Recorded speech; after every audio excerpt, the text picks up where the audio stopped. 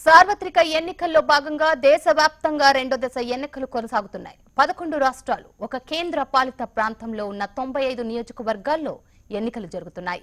ఉదయం 7 గంటల నుంచి సాయంత్రం 5 గంటల వరకు పోలింగ్ కొనసాగనుంది. బరిలో మొత్తం 1600-1100 మంది అభ్యర్థులున్నారు. తమిళనాడులో 38, కర్ణాటకలో 14, మహారాష్ట్రలో 10, ఉత్తరప్రదేశ్లో 8, అస్సాం, బీహార్, ఒడిశాలో 5, ఛత్తీస్గఢ్, పశ్చిమ బెంగాల్లో 3, జమ్మూ కాశ్మీర్లో 2 సీట్లు, మణిపూర్, పుదుచ్చేరిలో ఒక్కో సీటుకు పోలింగ్ జరగనుంది. మరోవైపు రెండో దశ ఎన్నికల కోసం భారీ బందోబస్తు ఏర్పాటు చేశారు. సమస్యాత్మక ప్రాంతాల్లో భద్రతను పటిష్టం చేశారు.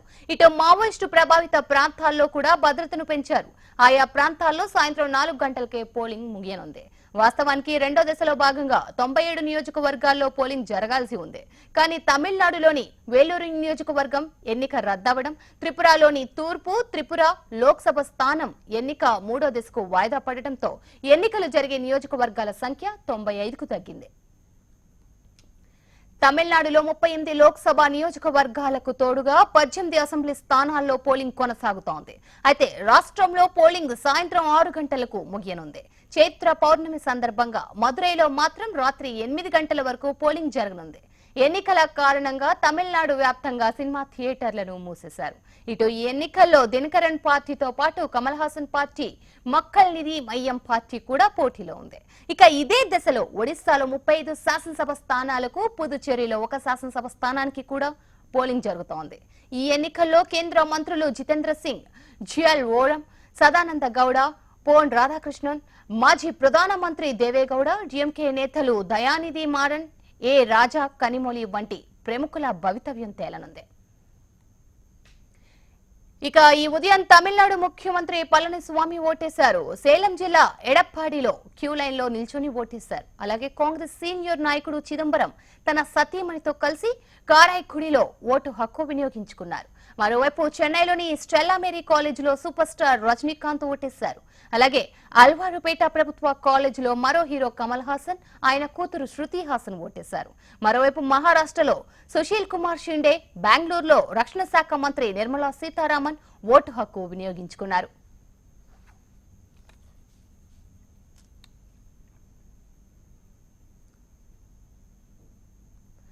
దీనికి సంబంధించి మరింత సమాచారం మా రిపోర్టర్ శిరీష్ లైవ్ ద్వారా అందిస్తారు. Shirish, over to you. Sandhya, మొత్తం మీద కూడా లోక్సభ రెండో విడత ఎన్నికలకు సంబంధించి పోలింగ్ అనేది కూడా ప్రశాంతంగా కొనసాగుతుంది. 1-2 చోట్ల చెదురుమద్దు ఘటనల దృష్టి తప్పించి మిగిలిన ప్రాంతాల్లో పోలింగ్ అనేది కూడా ప్రశాంతంగా జరుగుతున్న పరిస్థితి అనేది కూడా వచ్చింది. అయితే ముఖ్యంగా చూసినట్లయితే పశ్చిమ బెంగాల్లో కొంత ఉద్రిక్తత అనేది కూడా చోటు చేసుకుంది. పశ్చిమ బెంగాల్లో తృణమూల్ కాంగ్రెస్ పార్టీకి సంబంధించిన నేతలు తమను ఓటు వేయకుండా అడ్డుకుంటున్నారని చెప్పేసి ఆరోపిస్తూ రాయ్గంజ్ కి సంబంధించిన గ్రామస్తులు జాతీయ రహదారి 31 పైన నిరసనకు దిగడానికి కూడా జరిగింది. అక్కడ ఓటర్ కార్డులను లాగేసుకొని తమను ఓటు వేయడం లేదని చెప్పేసి కూడా ఆరోపించడం కూడా జరిగింది.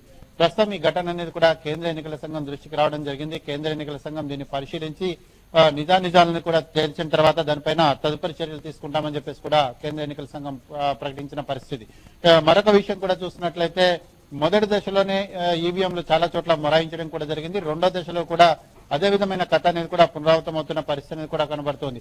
అయితే మొదటి 1 గంట 2 గంటల్లో ఈవీఎంలకు సంబంధించి ఎటువంటి ఇన్ఫర్మేషన్ అనేది కూడా రాలేదు. కానీ ప్రస్తుతం అనేక చోట్ల ఈవీఎంలు మొరాయిస్తున్నట్లుగా కూడా సమాచారం అనేది కూడా రావడం జరిగింది. ముఖ్యంగా చూసినట్లయితే అస్సాం, అదేవిధంగా మహారాష్ట్ర, తమిళనాడు, కర్ణాటక, ఒడిశా ఈ 4 రాష్ట్రాల్లో కూడా ఈవీఎంల సాంకేతిక లోపం కారణంగా అనేక చోట్ల పోలింగ్ అనేది కూడా నిలిచిపోయినట్లుగా కూడా కేంద్ర ఎన్నికల సంఘానికి సమాచారం వచ్చింది.